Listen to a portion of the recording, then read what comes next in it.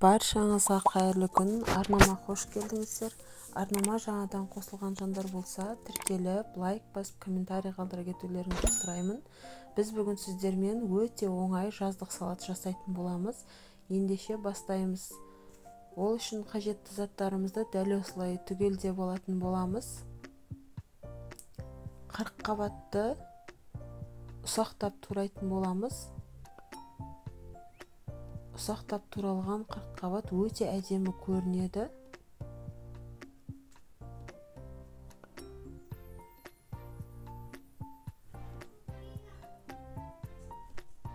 Өте жеңіл салат түрі, жасап көруге кеңес беремін.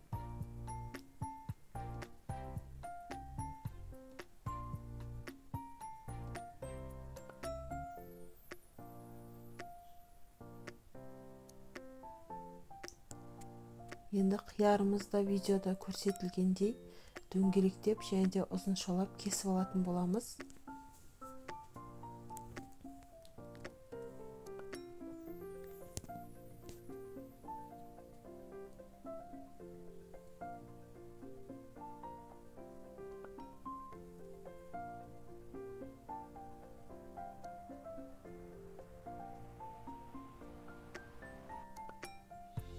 Қызанақты да дәл осы видеода көрсетілгенде кесетін боламыз.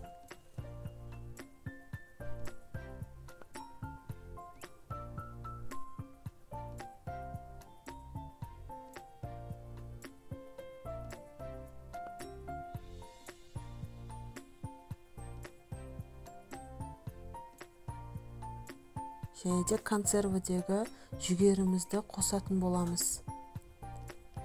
Түгел немесе жартылай қосуға да болады. Татымына қарай тұзын салып, және де майонезімізді құятын боламыз. Осымен біздің жеңіл салатымыз дайын болды.